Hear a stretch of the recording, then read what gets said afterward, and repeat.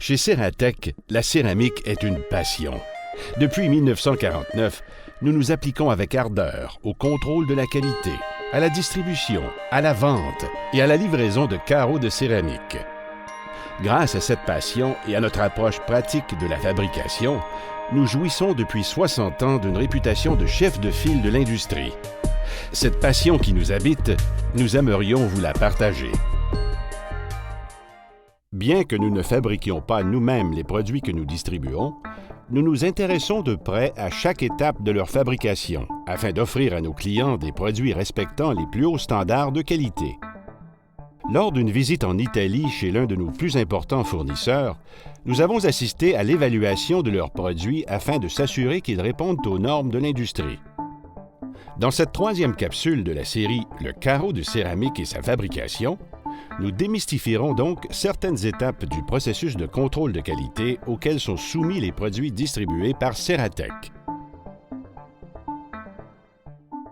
Avant même d'être utilisés dans la fabrication des carreaux, les matières premières sont testées pour s'assurer qu'elles répondent aux exigences de qualité attendues de la part des fournisseurs.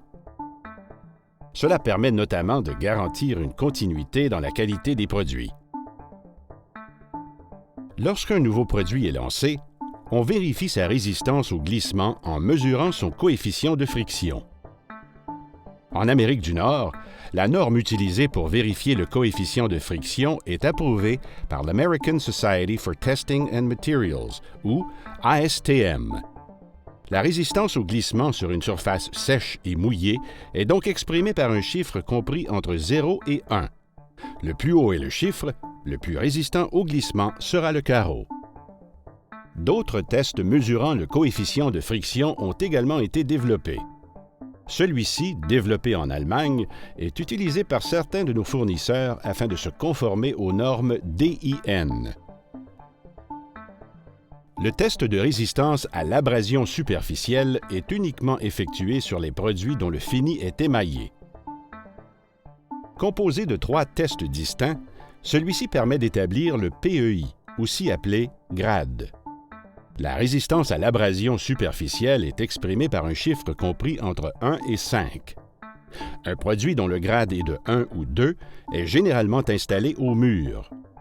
Un PEI de 3 est tout à fait correct pour l'utilisation résidentielle, alors qu'un grade 4 ou 5 est assez résistant pour une utilisation commerciale légère à intense. Le premier test mesure le nombre de rotations nécessaires avant qu'une marque d'abrasion n'apparaisse lorsque le produit est frotté avec un mélange de sable, de silice, de balles d'acier et d'autres éléments abrasifs.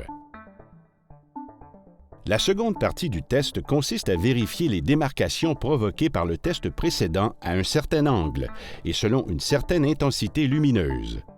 La dernière partie du test consiste à vérifier la facilité avec laquelle le produit peut être nettoyé, une fois qu'il a subi les 2 tests précédents. Cette troisième partie est uniquement effectuée sur les produits devant recevoir la classification PEI 5 pour l'usage commercial intense. Les produits non émaillés subissent, quant à eux, le test de résistance à l'abrasion profonde, qui consiste à mesurer la profondeur de l'abrasion sur la surface d'une tuile, lorsque celle-ci est soumise à un frottement répétitif avec un agent très abrasif, le carborandom. Le test d'absorption d'eau consiste à faire bouillir la tuile pendant quelques heures, puis à mesurer la variation de poids, après 24 heures d'immersion sous l'eau. Ce test mesure évidemment le pourcentage d'absorption d'eau du produit.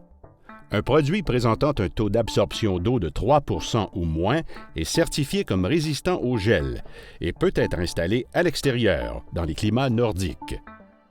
Une vraie porcelaine présente, quant à elle, un taux d'absorption de 0,5 % et moins. Les porcelaines de grande qualité utilisées dans les projets commerciaux présentent généralement des taux d'absorption d'eau de 0,05 % et moins. Ce dernier test est celui d'orthogonalité et de planéité. Il assure que les produits soient le plus parfaitement plats possible et que leurs angles soient aussi parfaitement droits. Il consiste à comparer les tuiles avec une plaque de métal parfaitement calibrée. Avec la popularité grandissante des grands carreaux rectangulaires, La planéité des tuiles représente un enjeu de taille pour certains types d'installations, notamment lorsque les tuiles sont imbriquées. En effet, les standards de l'industrie tolèrent que les carreaux ne soient pas parfaitement planes, mais lors de certains types d'installations, ces défauts mineurs sautent alors aux yeux. Il est d'ailleurs fortement recommandé de vérifier les produits achetés avant de les installer selon certains patrons.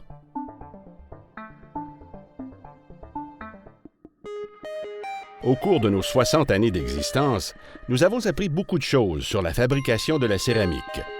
En partageant notre savoir avec vous, nous espérons avoir réussi à vous communiquer notre passion pour les produits que nous distribuons avec tant de fierté.